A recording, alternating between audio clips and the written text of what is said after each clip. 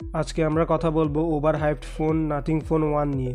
জানবো এই ফোনে কী স্পেসিফিকেশন রয়েছে এবং যে প্রাইস রেঞ্জের মধ্যে এই ফোনটি মার্কেটে আসতেছে এই প্রাইসে কি এই ফোনটি কি নেওয়া উচিত।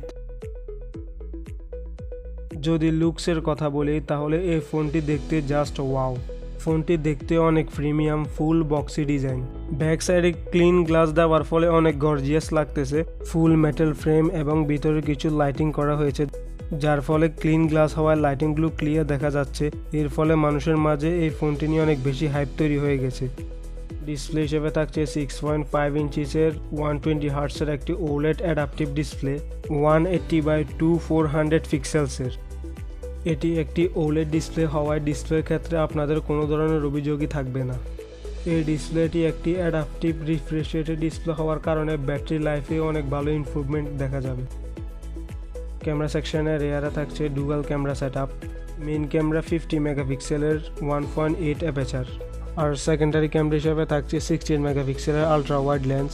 ভিডিও রেকর্ডিংয়ের ক্ষেত্রে 4K 30 FPS পাবেন, 60 FPS এর সাপোর্ট নেই। 180p সাথে 60 FPS দেখা যাবে, কিন্তু 4K এর সাথে শুধু 30 FPSই পাওয়া যাবে। ফ্রন্টে সেলফি ক্যামেরা হিসেবে থাকছে 16 মেগাপিক্সেলের সেলফি শুটার।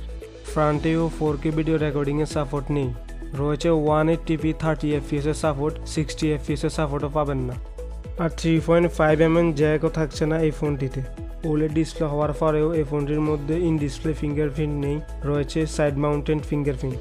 থাকছে dual stereo speakers, gyro proximity sensors আর যত গুরুত্বপূর্ণ সেন্সর প্রয়োজন একটি ফোনের মধ্যে তা সবই রয়েছে। ব্যাটারি হিসেবে থাকছে 4500 mAh এর লিথিয়াম পলিমারের একটি ব্যাটারি। আর বর্তমানে তো বিদ্যুৎ যায় না, মাঝে মাঝে আসে। এই জন্য যারা টেনশন করতেছেন কিভাবে ফোনটিকে চার্জ করবেন তাদের টেনশন দূর করার জন্য তারা নিয়ে এসেছে 45 ওয়াটের সুপারফাস্ট চার্জার, যে চার্জারটি মাত্র 30 মিনিটে 50% চার্জ করে দেবে। আর রয়েছে 5 ওয়াটের ওয়্যারলেস চার্জিংয়ের সাপোর্টও। থাকছে রিভার্স চার্জিংয়ের অপশন। কালারের ক্ষেত্রে মাত্র দুটি অপশনই রয়েছে, ব্ল্যাক অ্যান্ড হোয়াইট। আর এই ফোনটি ভেরিয়েন্টের মধ্যে রয়েছে 6GB 128GB এবং 12GB 256GB। এই ফোনটি অ্যান্ড্রয়েড 12-এর সাথে বাজারে লঞ্চ হয়েছে। আর ওএস হিসেবে থাকছে নাথিং ওএস।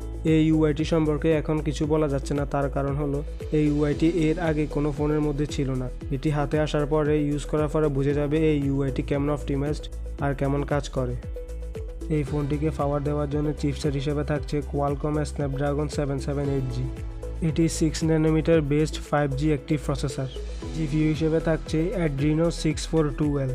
এই প্রসেসরটি হলো 2021-এর প্রসেসর। এই প্রসেসরটি নিউ প্রসেসর না, এটি একটি ওল্ড প্রসেসর। এই ফোনটির বাংলাদেশি প্রাইস রাখা হয়েছে 50,000 টাকা। আমাকে যদি জিজ্ঞেস করা হয় 50,000 টাকা দিয়ে এই ফোনটা কি নেওয়া উচিত হবে, তাহলে আমি বলবো অবশ্যই না।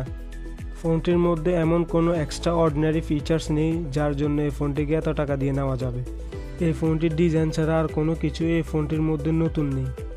বর্তমানে এর থেকে কম দামে এর থেকে ভালো প্রসেসর এবং ভালো ফিচার্সের ফোন পাওয়া যায়। 30,000 টাকা দামের ফোনের মধ্যেও ইন ডিসপ্লে ফিঙ্গারপ্রিন্ট থাকে। আর এই ফোনটির মধ্যে রয়েছে সাইড মাউন্টেড ফিঙ্গারপ্রিন্ট। প্রসেসর হিসেবে থাকছে 2021-এর একটি প্রসেসর। এটার মধ্যে কোনো নিউ প্রসেসরই দেওয়া হয়নি। এটির মধ্যে যদি স্ন্যাপড্রাগন 865 বা এই টাইপের কোনো প্রসেসর দেওয়া হতো তাহলে অবশ্যই ফোনটি নেওয়া যেত। এটির মধ্যে একটি ওল্ড প্রসেসর দেওয়া হয়েছে। আর যারা সত্যিই এত টাকা দিয়ে ফোন নিতে চাচ্ছেন তাহলে আমি তাদেরকে সাজেশন করব S21FE। S21FE এর মধ্যে প্রসেসর হিসেবে রয়েছে স্ন্যাপড্রাগন 348, যে এই প্রসেসরটি থেকে অনেক গুণ বেশি পাওয়ারফুল। এই ফোনটির মধ্যে এমন কোনো ব্যাপারই নেই যেটার জন্য এই ফোনটিকে 50,000 টাকা দিয়ে নেওয়া যায়। শুধুমাত্র মার্কেটিংয়ের কারণে আর ওভার হাইপের কারণে নিজের টাকা নষ্ট করবেন না। নিজের টাকা খরচা করার আগে চিন্তা করে খরচা করবেন। আজকের জন্য এতটুকুই। আর এই ভিডিওটি যদি ইনফরমেটিভ মনে হয় তাহলে অবশ্যই আপনার ফ্রেন্ডসদের কাছে শেয়ার করবেন। লাইক, কমেন্ট অ্যান্ড সাবস্ক্রাইব করে পাশে থাকবেন। আল্লাহ হাফেজ। আর যারা ফেসবুক থেকে দেখতেছেন তাহলে তারা অবশ্যই পেজ লাইক অ্যান্ড ফলো দিয়ে রাখবেন।